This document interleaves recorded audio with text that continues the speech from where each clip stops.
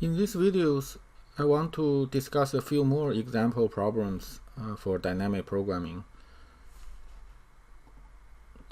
So in general, dynamic programming is solving the problem trying to exploit the recursive relationship. So you assume that some sub-problem already solved, and then you try to use the solution to sub-problem to construct the solution to the problem, to the current one. So you gradually solve the problem from smaller one to bigger one. So in order to fluently apply dynamic programming, there are really two separate classes of skills.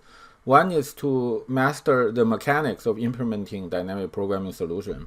So you can implement either a top-down method. So you start by having the biggest parameter, and then you will recursively call your code to solve the smaller sub-problems. But the key here is you will store the solution to the sub-problems, so that when you call this again, you can directly return the answer instead of keep making the recursive call to solve it again. So that's one way to do it. The other way is to do bottom-up.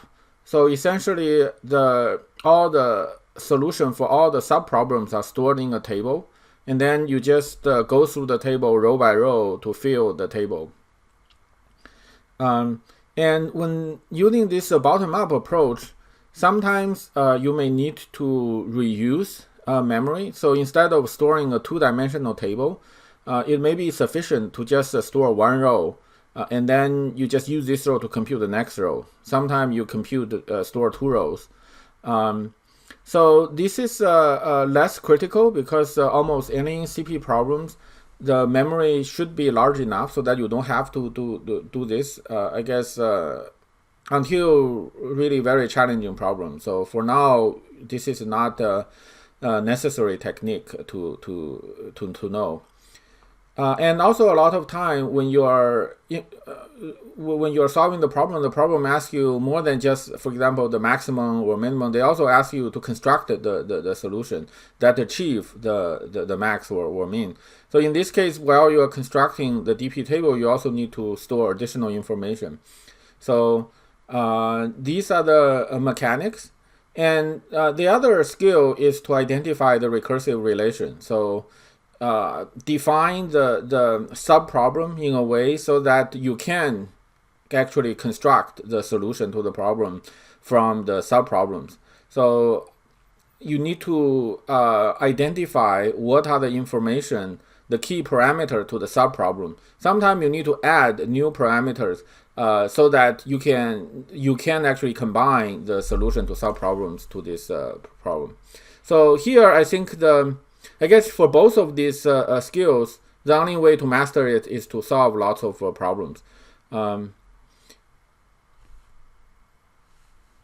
Yeah, so, and there are problems where the DP structure is relatively fixed.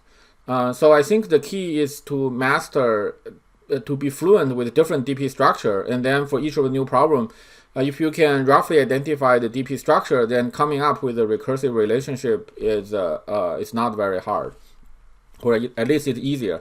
So coming up with DP structure sometimes require, I think it requires more original thinking. So if you've never seen a DP structure before, it's pretty hard to come up with it.